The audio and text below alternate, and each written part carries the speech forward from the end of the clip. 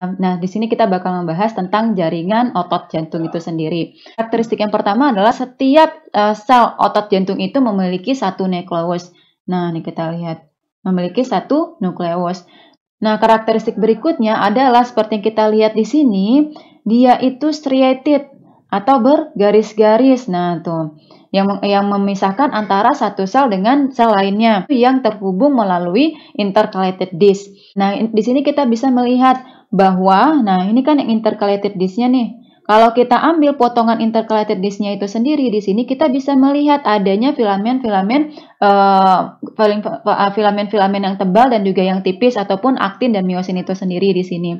Nah, di sini karakteristik berikutnya bisa kita lihat di sini adalah pada otot jantung ini sendiri, pada sel otot jantung ini sendiri memiliki lebih banyak mitokondria.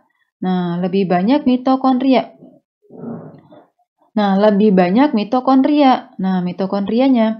Nah, di sini sangat masuk akal sekali karena jantung kita itu tidak berhenti berkontraksi.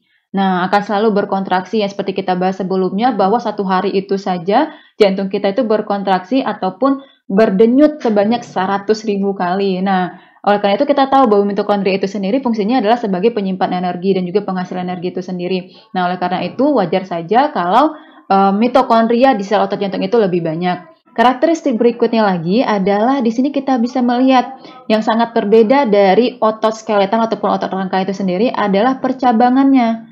Nah, ini kita bisa melihat bahwa otot jantung itu dia bercabang. Nah, nih bercabang. Banyak percabangannya. Nah, otot jantung itu sendiri dia bercabang. Nah, ini sangat masuk akal sekali. Kenapa Allah itu menciptakan sel otot jantung kita itu bercabang dan juga striated, yaitu bergaris-garis sesuai dengan fisiologi itu sendiri, dengan fungsinya itu sendiri. Hal ini memfasilitasi otot jantung itu untuk memiliki struktur yang lebih kuat. Nah, bayangkan kalau misalnya jaringan jantung kita itu tidak bercabang seperti seperti otot skeletal kita atau otot rangka kita. Nah, ketika dia berkontraksi, nah maka saat dia mengembang, mengisi volumenya itu sendiri dan juga mengempisnya itu sendiri, nah bisa kita bayangkan bahwa hal itu sangat tidak menunjang dari fungsi si jantung itu sendiri. Nah, makanya Masya Allah sekali jantung itu diciptakan bercabang seperti itu. Contohnya kita sering mendengar kalau orang yang kebanyakan olahraga, orang yang biasanya si olahragawan ataupun orang yang mungkin cedera, nah itu sering ototnya itu sendiri, misalnya kayak orang lagi habis main bola, ototnya itu sendiri cedera seperti itu. Nah, itu karena dia kebanyakan latihan kayak itu tuh latihannya tidak baik atau segala macamnya. Nah, itu biasa kita dengar pada otot rangka. Sementara kalau otot jantung kita, nah yang dia itu yang berkontraksinya 100.000 kali dalam satu hari. Nah, itu pernah nggak kita dengar kalau jantung kita itu cedera seperti itu. Nah, bukan cedera fisik dari luar ya. Nah, itu alhamdulillah kita kan belum mendengarnya. Kalaupun mungkin ada, nah itu bukan kejadiannya di luar fisiologis normalnya itu sendiri. Nah, di sini bisa kita lihat di intercalated disc-nya itu sendiri, di garis penghubungnya itu sendiri antara satu sel dengan sel yang lainnya. Nah, di sini kita lihat bahwa di sini hal yang membuat antara satu sel dengan sel yang lainnya itu saling berhubungan adalah yang pertama adalah gap junction itu sendiri. Nah, gap junction kita tahu fungsi gap junction itu sendiri. Gap junction itu adalah untuk menghubungkan antara satu sitoplasma dengan sitoplasma yang lainnya. Jadi berarti kalau untuk potensial aksi ataupun stimulus, nah itu akan berpindah melalui gap junctionnya. Berikutnya yang terdapat di intercalated disc itu adalah dermosom. Nah, di mana dermosom ini sendiri ini adalah struktur yang membuat ikatan antara satu sel dengan sel yang lain itu lebih kuat. Nah, karakteristik terakhir yang sangat signifikan sekali, yang sangat penting sekali dan sangat unik sekali dari sel otot jantung ini adalah sel otot jantung itu tidak membutuhkan stimulus dari sistem saraf.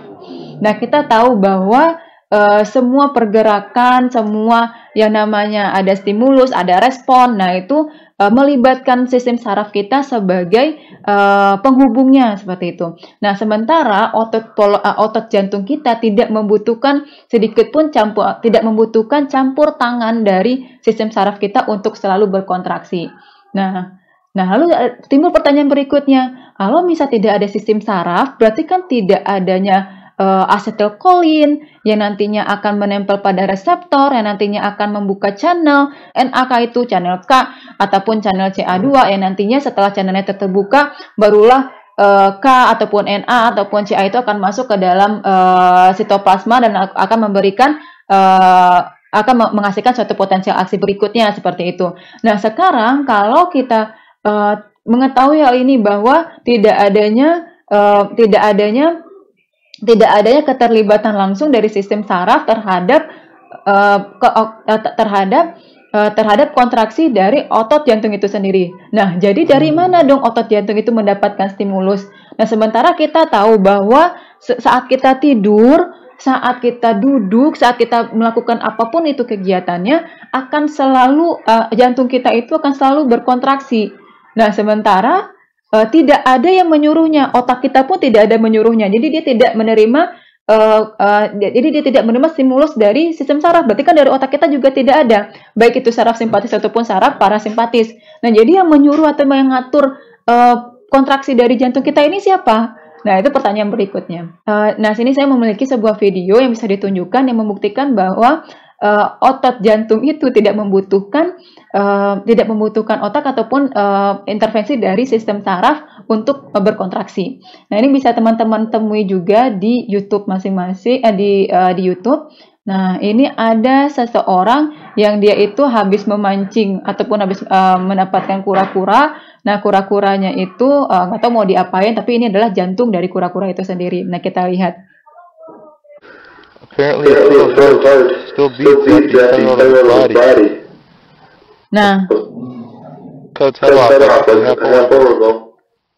Nah, ini kelihatan sekali bahwa jantungnya itu masih berkontraksi, masih berdenyut, walaupun berada di luar tubuhnya itu sendiri.